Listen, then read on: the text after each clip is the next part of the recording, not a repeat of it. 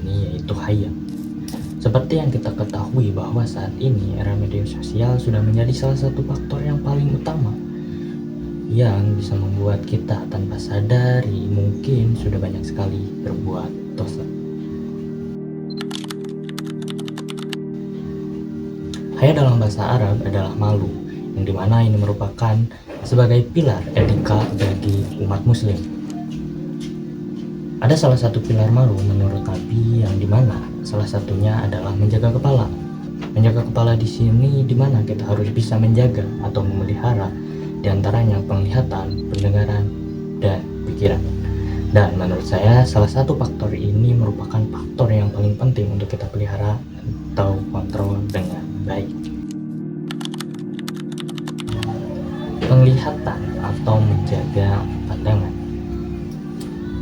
ini merupakan sebuah urgensi fundamental dalam menjaga integritas diri bagi setiap muslim, sebagaimana yang telah digariskan oleh Allah Subhanahu wa taala dalam Quran surat An-Nur ayat 30 sampai 31. Perintah ini bukan hanya sekedar batasan fisik, melainkan sebuah instrumen preventif untuk menghindari pintu-pintu kemaksiatan. Secara psikologis dan spiritual, pandangan yang tidak terkendali atau liar seringkali menjadi katalisator utama yang menjerumuskan individu ke dalam labirin dosa. Yang kedua ada pendengaran. Pendengaran merupakan salah satu anugerah persepsi yang krusial. Namun ia membawa konsekuensi tanggung jawab yang sangat berat di hadapan Sang Khalik. Hal ini ditegaskan pada eksplisit dalam surat Al-Isra ayat 36 yang menyatakan bahwa pendengaran, penglihatan, dan hati seluruhnya akan dimintai pertanggungjawaban di hari akhir.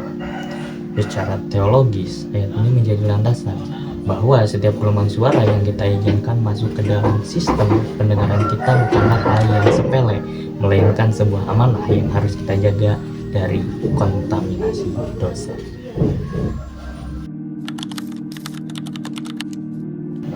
Yang ketiga ada pikiran. Pikiran merupakan epicentrum dari seluruh eksistensi manusia, karena ia berfungsi sebagai fondasi akhlak sekaligus sumber utama dari setiap niat dan tindakan yang tertanam dalam perilaku. Dalam perspektif etika Islam, menjaga pikiran adalah langkah awal dalam mengendalikan diri, mengingat setiap dinamika kognitif akan bermuara pada keputusan moral.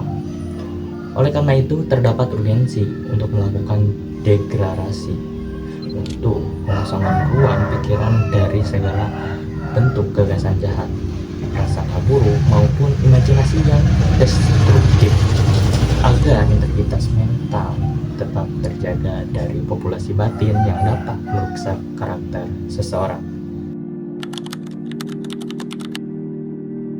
Mungkin itu saja, mohon maaf bila ada kata-kata yang kurang tepat atau kurang berkenan di teman-teman semua yang menonton.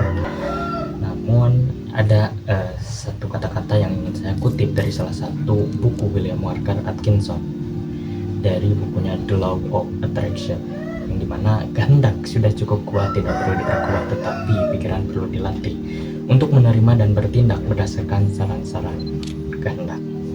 Karena mengelola pikiran itu adalah langkah awal bagaimana kita untuk melakukan sesuatu. Dan pikiran juga merupakan salah satu manifestasi yang perlu kita kelola dengan baik, yang dimana ketika seseorang memikirkan segala sesuatu yang buruk secara tidak langsung, kita juga akan mendekati hal-hal yang buruk.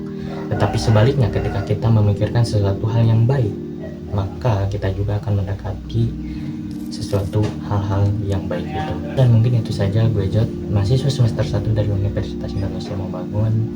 Sampai jumpa di lain waktu, dan jangan lupa like and subscribe. Bye.